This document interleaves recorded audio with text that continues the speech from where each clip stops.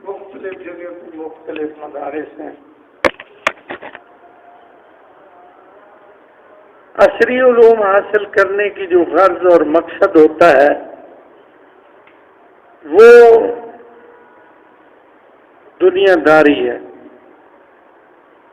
کہ میرا بیٹا میری بیٹی ڈگری لے گی، ایف ایس سی کرے گی، بی ایس سی کرے گی، پھر اس کے بعد اس کو ایک اچھا جاب، اچھی ملازمت، اچھا بزنس، اچھا کاروبار، یعنی ان علوم کو 12 سال 16 سال پڑھا جاتا ہے، اس سے مقصود دنیا ہی ہے. پڑھنے والے کو بھی یہی پتہ ہے، والدین جو اپنے بچے پہ خرچ کر رہے ہوتے ہیں ان کو بھی یہی پتہ ہے کہ ہم بیٹے بیٹی کو دنیا کے لیے پڑھا، دین کے لیے نہیں پڑھا. ان کے اغراض و مقاصد بھی بالکل واضح ہوتے ہیں. جی پوتر نو ایف ایس سی کرایا ہی ہوں کوشش ہے بھی اللہ کرے کہ ڈاکٹری داخلہ ملویں دو سنا میں آئی پہ پوتر میرا MBBS ڈاکٹر بن جائے. ساری دنیا ہی دنیا، اس سے وہ پیسہ کمائے گا، مال کمائے گا، دولت کمائے گا. دوسری سائڈ پہ آ گئے مدارس. یہاں جو طالب علم اب عصری علوم جتنے پڑھتے ہیں ان کی تعداد ہے 95%. میں اور آپ صبح دیکھتے ہیں رکشے، موٹر سائیکل، گاڑیاں، ویگنیں، بسیں بھری ہوئی ہوتی ہیں جو ان بچوں کو کالجوں اور یونیورسٹیوں اور سکولوں میں لے کے جاتی ہیں. آپ بھی دیکھتے ہیں، میں بھی دیکھتا ہوں. ہمارے قریب اسکول بھی ہیں، کالج بھی ہے ماشاءاللہ. وہاں تو لائنیں لگی ہوتی، بچیوں کی بھی بچوں کی بھی. میرے اپنے بچے اسکول پڑھتے ہیں، میں تقریر اسکولوں کے خلاف نہیں کر رہا. میں ایک پیش کر رہا ہوں دونوں سائڈوں کو نا، وہاں کیا ہے اور یہاں کیا ہے. اب وہاں لائنیں لگی ہوتی ہیں. بسا اوقات ہمیں گاڑی بچوں کو جب لے کے جاتی ہے تو نکلنے میں دقت ہوتی ہے، انتظار کرنا پڑتا ہے. یار اتنی دیر لا چھوڑی، ڈرائیور کو ایسا پوچھنے ہے نا جی رش بڑا ہی گڈی پھنس گئی. دوسری سائڈ پہ آئے تو مدارس دینیہ میں 5% بچے پڑھتے.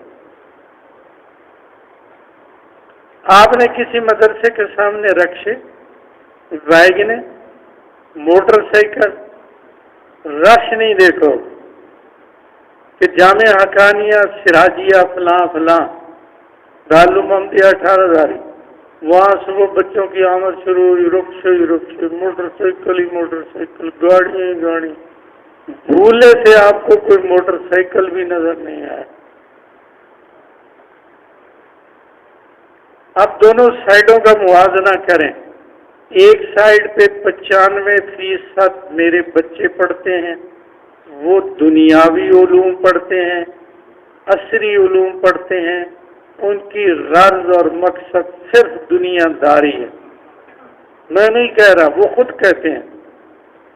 ایک سائڈ پہ میرے 5%، بلکہ اس سے بھی کم 3% کیلیں بچے پڑھتے ہیں، اور ان کی غرض صرف دین ہی دین ہے، کوئی اور غرض نہیں۔ اس بندے کو پتہ ہے، جو والدین بھیج رہے ہیں مدرسے میں، اس کو پتہ ہے میرا بچہ حافظ بنے گا، پتہ نہیں پھر کے ہو سی حضرت صاحب، پتہ نہیں کہ جا لفظ سی صحیح ہے نہ لفظ موڑو تو فارغ ہو کے آسی، پتہ نہیں کے بن سی تو کے نام بن۔ اب ایک سائڈ پہ 5% ہیں، ایک سائڈ پہ 95% ہیں۔ اب جو 95% والا گروپ ہے نا، اس میں بڑے بڑے دانشور، بڑے بڑے تعلیم یافتہ لوگ، ان کو 5% کی فکر لگی ہوئی ہے۔ کس کی فکر لگی ہے؟ 5%۔ جی 5% بیکار ہو رہے ہیں، یہ ضائع ہو رہے ہیں، یہ بہت بڑا نقصان ہو رہا ہے، فلان ہو رہا ہے، فلان ہو رہا ہے۔ ان کو سائنس پڑھاؤ، ان کو بیالوجی پڑھاؤ، ان کو فزکس پڑھاؤ، ان کو کیمسٹری پڑھاؤ، ان کو فلاں پڑھاؤ، ان کو فلاں پڑھاؤ۔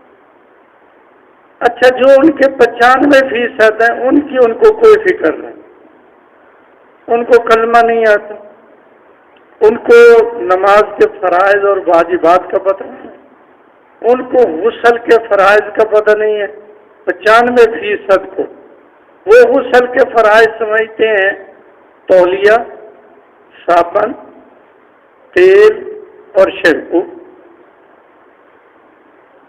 یہ غسل کے فرائض۔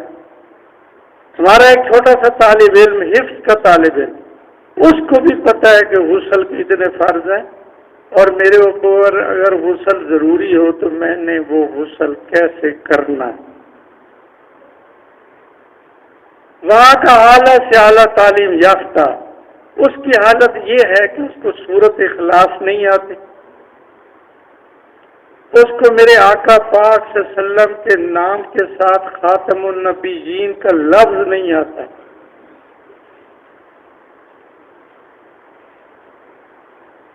اس کو غسل کے فرائض کا پتہ نہیں ہے، اس کو جنازے کا پتہ نہیں ہے، جنازے میں ضروری کیا چیز ہے اور غیر ضروری کون سی۔ ایک آدمی جنازہ پڑھ رہا ہے، یاد رکھو اس میں 4 تکبیریں واجب ہیں، ضروری ہیں۔ آج میرے اکثر جنازے ضائع ہو جاتے ہیں۔ امام صاحب نے کہا اللہ اکبر، مقتدی کے لیے تکبیر کہنا انتہائی ضروری ہے۔ درمیان والا جو معاملہ ہے وہ آئے یا نہ آئے ہمیں تو چاہیے، لیکن تکبیرات نہیں پڑھتے، امام کی تکبیر پہ اکتفا کر دی، جنازہ ہوا ہی نہیں۔ اس لیے جب امام کہے اللہ اکبر، اللہ اکبر کہنا ضروری ہے، یہ واجب اور فرض کفایہ کے درجے میں۔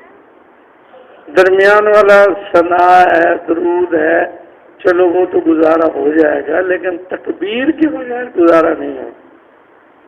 اب ایک سائڈ پہ 95% اعلیٰ سے اعلیٰ ڈگریاں اور اعلیٰ سے اعلیٰ تعلیم حاصل کرنے والے، ان کی حالت یہ ہے کہ ان کو نہ درود شریف صحیح آتا ہے، نہ سورت اخلاص صحیح آتی ہے، نہ اس کو غسل کے فرائض کا پتہ ہے، بلکہ وہاں جانے کے بعد کوئی خدا کا منکر بن رہا ہے، کوئی نماز کو نہیں مان رہا، کوئی میرے آقا صلی اللہ علیہ وسلم کی ختم نبوت کا منکر بن رہا، بڑی بڑی یونیورسٹی ملحد بن گیا۔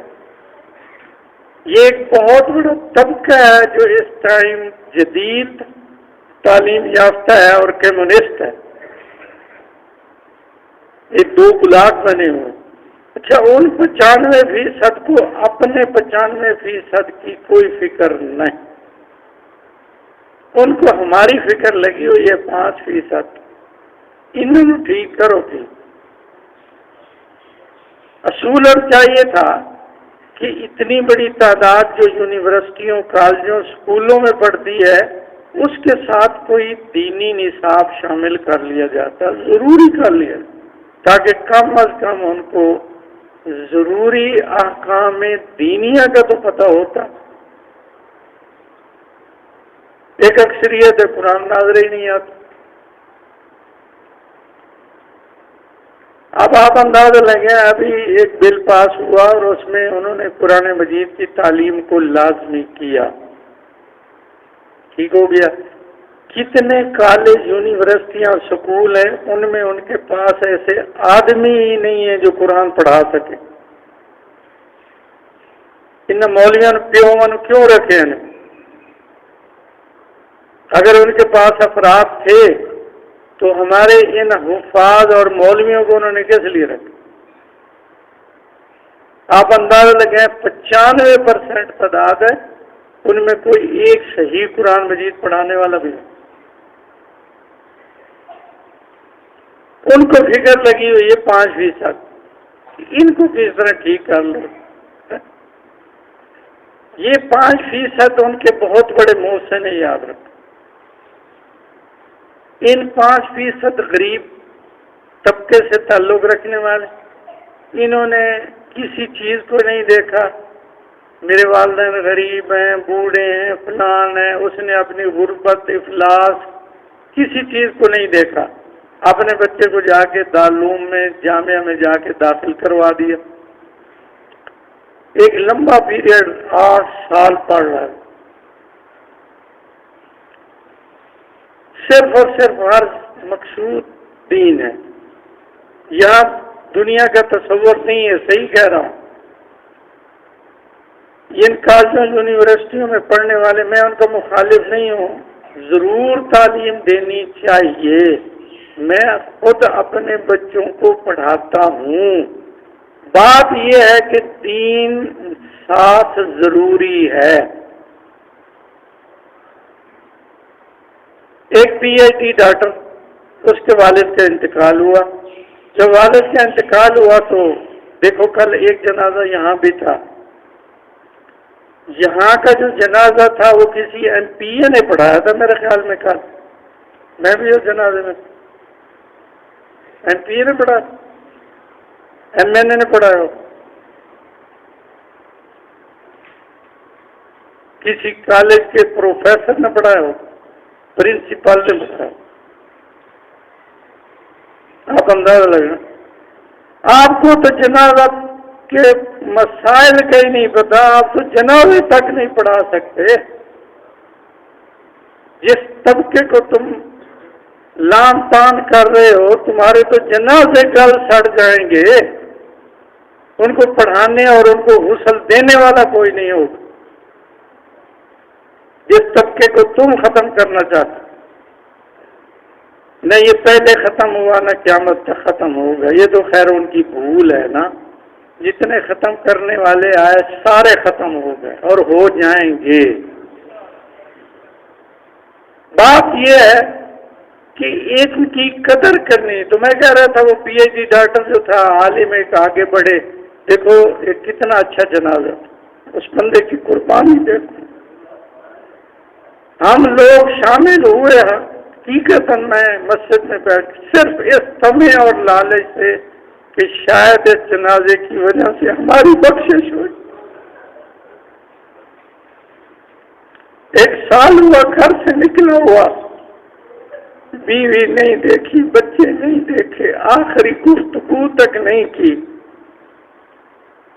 کب گھر سے نکلا، کتنے دکھ سہے، پریشانیاں سہیں، غم سہے، کتنی بیماریاں سہیں، صرف اللہ کے راستے میں نکلا ہوا ہے، ایک ہی فکر لگی ہوئی ہے کہ یہ نماز پڑھنے والے بن جائیں، یہ امت کے افراد کلمہ پڑھنے والے بن جائیں، اور دیکھو آخری وصیت کیسی عجیب کی ہے کہ جنازہ بھی میرا یہی ہو اور تدفین بھی یہی ہو، میں واپس گھر جانا ہی نہیں چاہتا۔ آپ اندازہ لگا،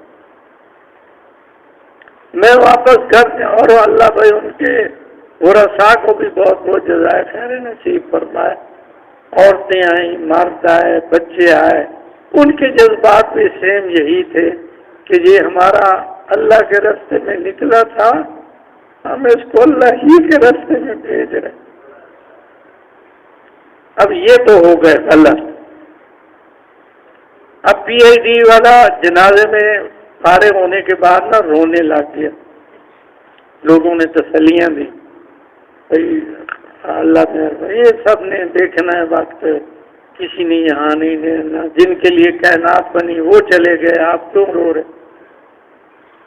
نہیں خاموش ہوا۔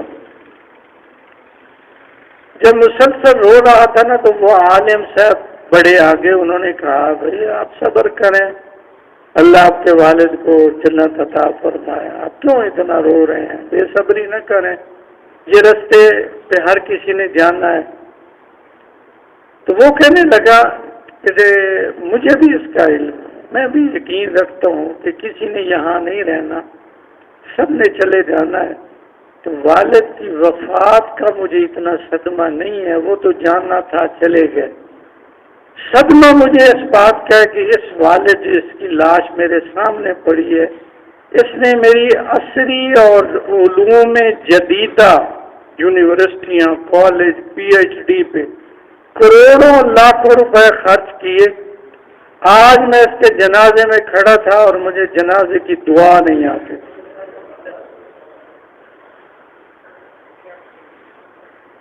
میرے اپنے دوست ہیں جن کے بچے اس وقت پرائیویٹ MBBS کر رہے ہیں، آپ ان کے اخراجات کا اندازہ لگائیں۔ والدین نے اپنی ساری پراپرٹی بیچ دی۔ ابھی ہمارے ایک دوست ہیں، ان کے بیٹے کو یہاں میرٹ پہ نہیں آیا، داخلہ MBBS میں نہیں ملا، تو اس نے روس کی کوئی آزاد ریاست وہاں بھیج دیا۔ اس نے ایک اندازہ لگایا کہ میرے 4 کلے رقبہ ہے، 6 کلے، اگر میں بیچا نا تو میرا پوتر MBBS ڈاکٹر بن گیا۔ کتنے کلے؟ 4-5 کلے اس کا رقبہ۔ اس نے 4 سالوں کے اخراجات کو کیلکولیٹ کیا، اپنا سارا رقبہ بیچ دیا۔ رقبہ بیچنے کے بعد بیٹے کو ادھر بھیج دیا۔ اس کے گزرے ہیں جی 3 سال، یہ تیسرا سال شروع ہے، سارے پیسے لگ چکے ہیں۔ اگلے دن اس کی بیوی میرے پاس روتی ہوئی آئی کہ اب ہمارے پاس اتنے پیسے نہیں ہیں کہ ہم اس کو بھیجیں فیس کے لیے، ایک آخری ہمارا ٹھکانہ ہے کہ ہم مکان بیچیں، اور میں نے کہا اگر آپ مکان بیچ دیں پھر کہتے ہیں پھر بھی اخراجات پورے نہیں ہوں۔ جائیداد بک گئی، مکان بک گئے، جس تعلیم کے لیے اس باپ نے سارا کچھ دنیا کا بیچ کے اس بیٹے پہ لگایا، اس بیٹے کی حالت یہ ہے کہ اس کو جنازے کی دعا نہیں آئی۔ ہم اس چیز کے مخالف، ہم دنیاوی تعلیم کے مخالف نہیں، ہر شعبے کے لیے اللہ نے افراد بنانے ہیں، ڈاکٹر ہوں گے تو علاج ہوگا، فلاں ہوگا تو فلاں ہوگا، پوری دنیا کے نظم کو چلانے کے لیے دونوں تعلیمیں ضروری ہیں، لیکن کاش ایک MBBS ڈاکٹر ہو، اعلیٰ ڈگریاں لے کے اور اس کو جنازے کی دعا نہ آئے، یہ سب سے خطرناک۔ آپ اپنے بیٹوں کو دنیا کی تعلیم بھی دیں، لیکن ساتھ ساتھ دین کی تعلیم، کبھی ان کو دین سے، مسجد سے، مدرسے سے ان کو علیحدہ نہ ہونے دیں۔ یہ مولوی آپ کے لیے بہت بڑی نعمت ہے، یہ مدرسہ، یہ مسجد، یہ درسگاہ آپ کے لیے بہت بڑی انمول نعمت۔ اگر یہ ان کے سامنے وہ بچہ ذہن و تلفظ کرتا بیٹھتا رہے گا، آتا رہے گا، مسجد کے امام کے ساتھ اس کا آداب احترام اور جوڑ ہوگا، تو یہ بچہ کبھی گمراہ نہیں ہوگا۔ اس کے پاس دین بھی ہوگا، اس کے پاس دنیا بھی ہوگی۔ آج کل تو اتنے جدید اسباب و وسائل آ گئے ہیں، کلاسیں لگ رہی ہیں، علماء ہمہ وقت فکر مند ہیں کہ صبح کو بھی کلاس لگ رہی، کہیں شام کو لگ رہی. ہمارے ایک عزیز تھے، اس نے داخلہ لیا، اس کا میرٹ وہاں جا کے پنڈی میں بنا. تو صبح کا ٹائم اس کا سارا فارغ تھا، شام کی کلاس تھی اس کی. تو مجھے اس کے والد صاحب کہنے لگے کہ یہ کہتے ہیں میں سارا دن فارغ ہوں، 3 گھنٹے کی کلاس ہے شام کی، تو میں چاہتا ہوں کہ کسی دینی ماحول میں تھوڑا سا ٹچ ہو جاؤں. تو حضرت سید مختار الدین شاہ صاحب دامت برکاتہم کے عزیز ہیں حضرت عدنان کاکا خیل صاحب. انہوں نے ایک ادارہ بنایا ہوا پنڈی میں، وہاں کئی کلاسیں لگتی ہیں، صبح لگتی ہے، شام کی کلاسیں ہیں، تو عشاء کے بعد ہے. مقصد یہ ہے کہ جو ٹائم فارغ ہو وہ ٹائم ہم ان کا لیں. تو اس عزیز کو وہاں داخلہ دلوا دیا، مل گیا الحمدللہ. اس نے دوڑی رکھ لی، 2-3 سالہ کورس تھا، اس میں شامل ہونے کے بعد اس کے بچے کی زندگی بدل گئی. آپ سے میری آج کی مجلس کی گفتگو کا خلاصہ یہ ہے کہ یہ مدارس دینیہ میرے اور آپ کے بڑے محسن ہیں. ان میں اپنے بچوں کو داخل کروائیں. اگر آپ کے بچے دنیا کی تعلیم ہی حاصل کر رہے ہیں، اگر وہاں قریب کہیں کوئی ادارہ، کوئی مسجد، مدرسہ ہے، اور وہاں وہ تھوڑا سا ٹائم بھی اگر دے سکتا ہے، تو کم از کم اتنا تو ہو، جس بچے پہ میں اپنی جائیدادیں بیچ کے خرچ کر رہا ہوں، کل وہ میری قبر پہ چند آنسو تو بہائے. کل وہ میری قبر پہ کھڑا ہو، اس کو درود شریف ہی نہ تو، کل وہ مجھے ایصال ثواب ہی نہ کر سکے. ان کروڑوں روپے کے خرچ کرنے کا فائدہ. اور یہ عصری علوم آپ جتنے پڑھائیں گے ان سے صرف دنیا ملے گی، یاد رکھ لو. اور دنیا عارضی، یہ علوم بھی عارضی ہیں. اور ادھر آپ دین پڑھائیں گے تو دین پڑھنے کے لیے ادھر بچہ گھر سے نکلے گا، ادھر آرڈر جاری ہو جائیں گے کہ اس کے قدموں کے نیچے فرشتوں پر بچھاؤ. یہ بیالوجی والوں کے قدموں کے نیچے پر بچھاتے ہیں. ادھر سے بچے نے بستر اٹھایا، بکسا اٹھایا، والد نے انگلی پکڑی، ادھر فرشتوں کو آرڈر ہو رہا، بس معلوم تک. اور پھر فرشتوں کو حکم ہے تم ان کی حفاظت کرو. اور اس کا مشاہدہ میں نے اپنی آنکھوں سے کیا. ہمارے دارالعلوم کی مسجد کی چھت بڑی اونچی ہے، تقریباً 20 فٹ کے لگ بھگ ہے، 24 کی بڑی اونچی چھت ہے. تو اس وقت سائڈوں پہ نا پردہ نہیں بنا ہوا تھا، بچے اوپر سوتے تھے. اس سائڈ پہ ایک بچہ سویا ہوا تھا. تو رات کو جوں اس نے پہلو بدلا نا، چھوٹا بال آئی، جوں پہلو بدلا تو بسم اللہ کر کے تلنے لگا ہے نا. نیچے کیکر بھی تھا ایک، تو اس کے کچھ کانٹے اس کو چبھے. فرشتوں نے جیسے اپنے ہاتھوں پہ بڑے آرام کے ساتھ اس کو نیچے لے آیا، چوٹ تک نہیں لگی. پھر ادھر ہماری دوسری سٹوری بھی ایک دفعہ یہ پردے ہم نے پھر بعد میں بنائے جب یہ 2 واقعات پیش آئے نا. تو یہاں بھی ایسے ہوا کہ بچہ رات کو اندھیری چلی تو نیند سے اچانک اٹھے، بستر اٹھا کے جو بھاگے نا، تو اس نے سمجھا یہیں سے اترنا ہے. وہ سیدھا کہاں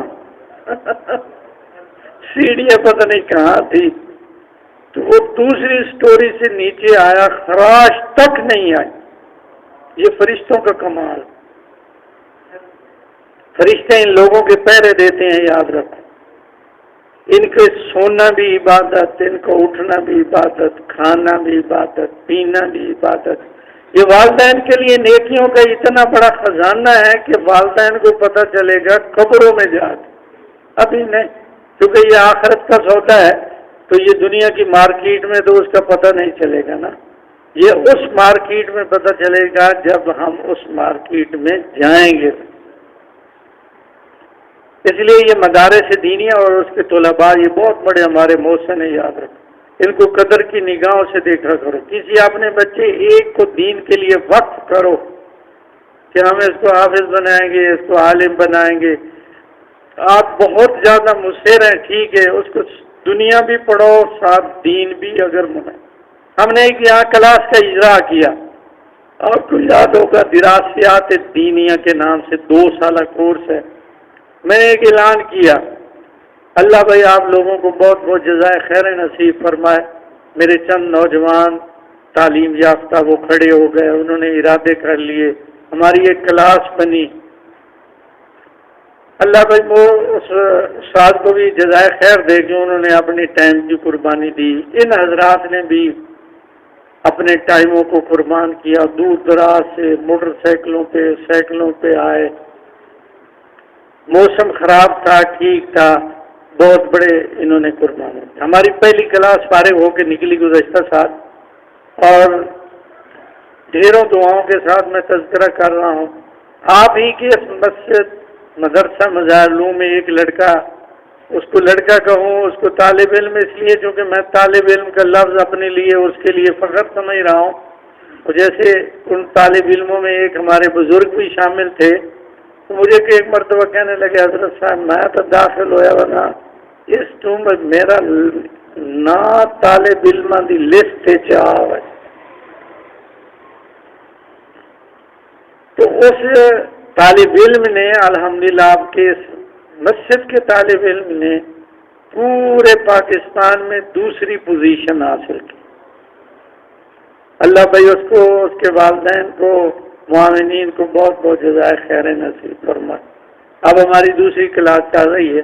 ایک تو گزارش یہ ہے کہ ساتھیوں سے کہ آپ دین کے لیے تھوڑا سا وقت کریں۔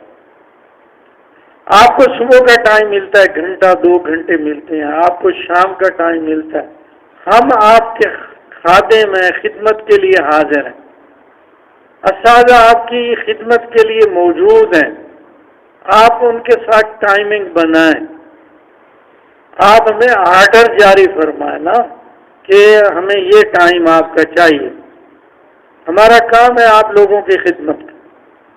وہ استاد محترم اس ٹائم میں آپ کو پڑھانے کے لیے تیار۔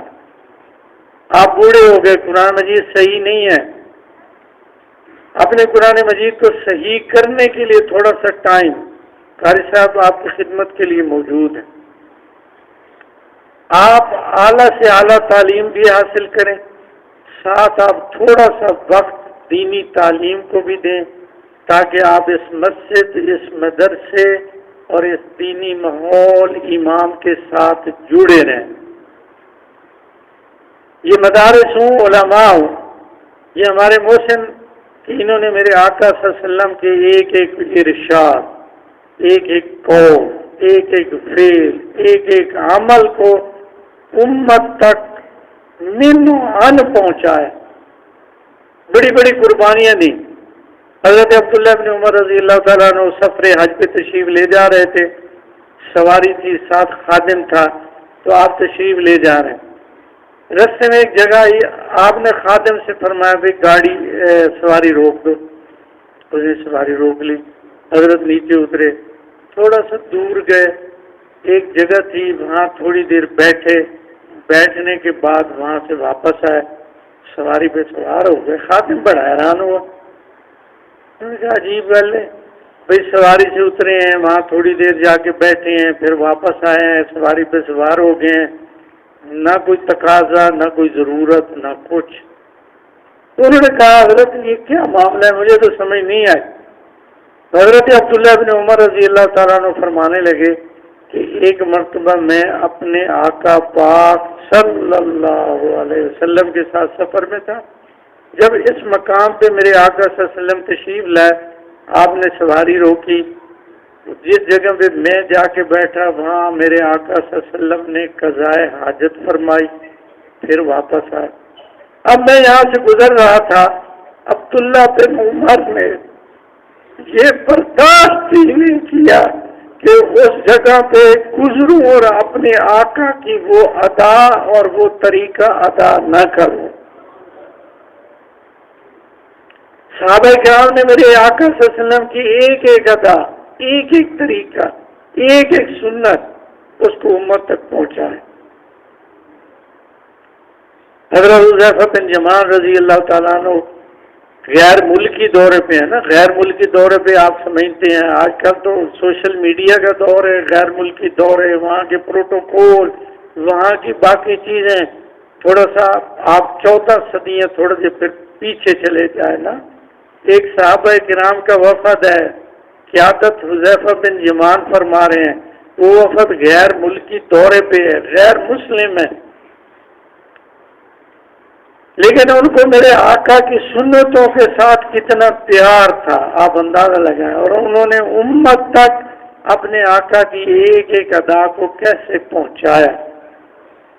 دسترخوان لگا، غیر ملکی افراد بھی بیٹھے ہیں، یہ صحابہ کرام کی رضوان اللہ تعالی علیہم اجمعین کی جماعت بھی بیٹھی۔ میرے آقا صلی اللہ علیہ وسلم کا ایک فرمان ہے، دسترخوان پہ اگر ایک لقمہ گر جائے، اس لقمے کو اٹھاؤ، اگر تھوڑی بہت کوئی چیز لگ گئی ہے اس کو صاف کر کے نا کھا لو، ٹھیک ہے۔ تو ایک لقمہ گرا حذیفہ بن یمان رضی اللہ تعالیٰ عنہ، آپ نے وہ لقمہ اٹھانا چاہا، ساتھ والے نے اشارے کی حضرت کیا کر رہے ہیں؟ کہاں بیٹھے ہیں؟ جو سارا غیر ملکی میڈیا دیکھ رہا ہے، ہمیں کافر بڑے بڑے تعلیم یافتہ دانشور، وہ کہیں گے اتنا گھٹیا لوگ ہیں، اتنے پست ذہنیت کے لوگ ہیں، ایک لقمہ ڈھہ بھی گیا تو کیا ہو گیا، اس کو اٹھا کے کھا رہے ہیں۔ تو حذیفہ بن یمان نے تاریخی جملے فرمائے تھے، فرمایا میں ان آمدوں کی وجہ سے اپنے آقا کی سنت کو چھوڑ دوں، انہوں نے میرے تک اپنے آقا کی ایک ایک سنت پہنچائی، ایک ایک سنت کی حفاظت کی، اور پھر صحابہ کرام، تابعین، تبع تابعین، سلف صالحین سے لے کے آج تک ایک ایک سنت اور ایک ایک طریقے کی حفاظت کر رہے ہیں یہ علماء اور مدارس۔ روڈو سلطان والا تو ایک غلط کام کر کے تو دکھاؤ چاہ،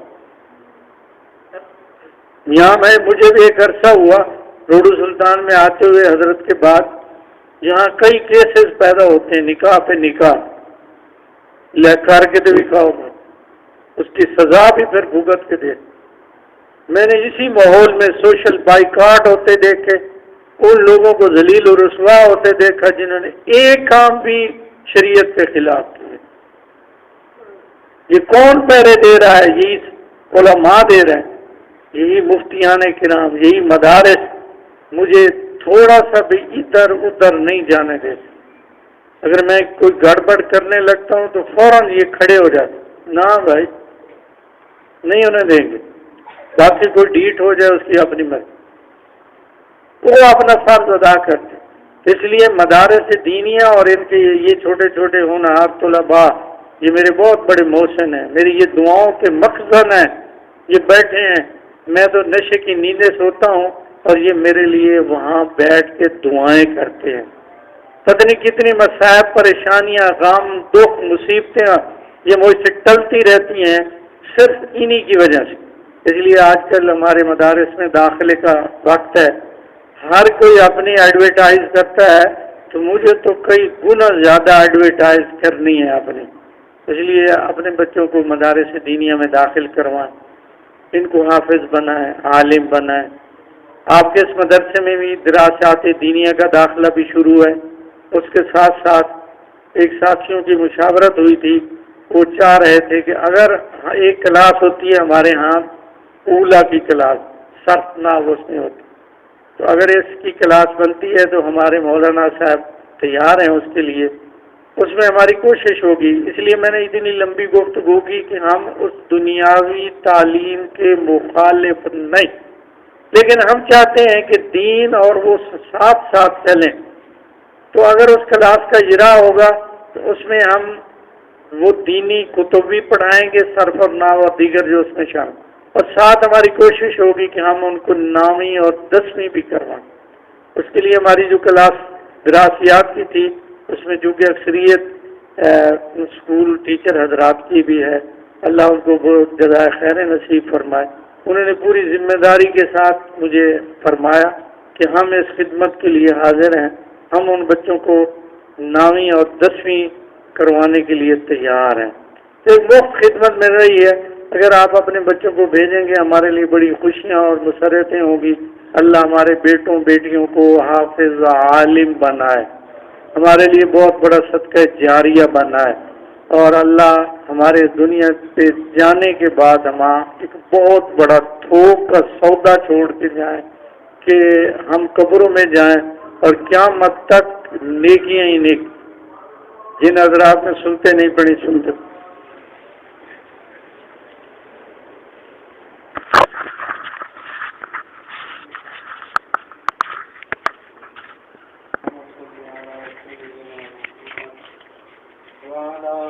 سيدنا محمد أفضل صلواتك بعدد معلوماتك وبارك وسلم يا رب لك الحمد كما ينبغي لجلال وجهك وعظيم سلطانك يا إلهنا وإله كل شيء إله واحد لا إله إلا أنت يا رحم الراحمين يا رحم الراحمين يا رحم الراحمين۔ یا اللہ ہم گناہگار ہیں، ہمارے گناہوں کو معاف فرما۔ یا اللہ ہمارے لیے اپنی رضائیں نصیب فرما، اپنی ناراضگیوں سے ہمیں محفوظ فرما۔ یا اللہ رمضان المبارک میں جن نیکیوں کی توفیق عطا فرمائی، یا اللہ ان پہ استقامت عطا فرما۔ درود شریف، ذکر، تلاوت، نماز کی پابندی، تکبیر اولیٰ کا اہتمام، یا اللہ یہ نیکیاں ہمیں نصیب فرمائے۔ یا اللہ جن گناہوں کو چھوڑنے کی توفیق دی، یا اللہ ان گناہوں سے ہمیں محفوظ فرمائے رکھ۔ یا اللہ ہم نے بڑی منتیں کر کے معافی مانگ کے گناہ چھوڑے تھے، یا اللہ آئندہ ہمیں ان گناہوں سے بچا لے، ہماری حفاظت فرما لے۔ یا اللہ نفس اور شیطان کے شر سے ہمیں محفوظ فرما۔ یا اللہ نفس اور شیطان ہمارے پیچھے لگے ہوئے ہیں، یا اللہ وہ ہمیں گناہوں کی ترغیبیں دیتے ہیں، ہم کمزور ہیں، یا اللہ ہم سے اپنا سارا کچھ تیرے سپرد کرتے ہیں۔ یا اللہ تو ہماری حفاظت فرما، آئندہ نیکی والی زندگیاں نصیب فرما، گناہوں سے خالی زندگی عطا فرما۔ یا اللہ یا کریم اللہ ایمان، اسلام اور یا اللہ عقائد صحیحہ ہمیں نصیب فرمائے۔ یا اللہ ہماری اولادوں کو نیک بنا، صالح بنا، ہمارے لیے خوشیوں کا ذریعہ، راحتوں کا ذریعہ بنا۔ یا اللہ ان کو عالم، حافظ، قاری بنا۔ یا اللہ ان کو ہمارے لیے بہت بڑا صدقہ جاریہ بنا۔ یا اللہ یہ زندگی عارضی ہم چلے جائیں گے، یا اللہ ان کو ہمارے لیے بہت بڑا نیکیوں کا ذریعہ بنا دے، ہماری قبروں کے ٹھنڈا ہونے کا ذریعہ بنا۔ اللہ آخرت کی ساری منزلیں آسان فرما، قبر، حشر، آخرت کے سارے مسائل، یا اللہ مشکلات ہمارے لیے آسان فرما۔ اپنے آقا پاک کی یا اللہ سفارش اور یا اللہ شفاعت، رضا اور ان کے ہاتھوں جام کوثر نصیب فرما۔ سنتوں پہ عمل کی توفیق عطا فرما۔ یا اللہ تمام بیماروں کو صحت عطا فرما، جہاں کہیں بھی ہیں صحت کے فیصلے فرما بھیا، اور بیماری کے ایام پہ نیکیاں نصیب فرما۔ جتنے مقروض ہیں قرضوں کی ادائیگی کے اسباب مہیا فرما۔ یا اللہ کاروباروں میں برکتیں عطا فرما، رزقوں میں برکتیں عطا فرما۔ یا اللہ عزت والے طیب پاک رزق نصیب فرما، مشکوک رزقوں سے ہماری نسلوں کی حفاظت فرما۔ یا اللہ دین دنیا آخرت کی ذلتوں رسوائیوں سے بچا۔ یا اللہ وہ ہمارے بزرگ جو تبلیغی جماعت کے ساتھ چل رہے تھے، دنیا سے چلے گئے، یا اللہ وہ آپ کے راستے میں چل رہے تھے، یا اللہ ان کی قبر کو نوروں سے بھرتے جا، بہت بہت جزائے خیر نصیب فرما۔ یا اللہ جتنی کمی کوتاہی ہیں یا اللہ ان سے درگزر فرما۔ یا اللہ بڑھاپا تھا، یا اللہ کتنا دور دراز سے تیرے راستے میں امت کی فکر میں یا اللہ چلے، یا اللہ ان کے ساری غموں پریشانیوں کو خوشیوں میں بدل دے یا اللہ ان کی اولادوں کو بھی نیک بنا، صالح بنا یا اللہ، ان کے بیوی بچوں کا اب تو سہارا بن جائے یا اللہ انہیں دین دنیا آخرت کی سرفرازیاں نصیب کر یا اللہ، وہ تیرے سپرد کر کے ان کو چلے گئے یا اللہ،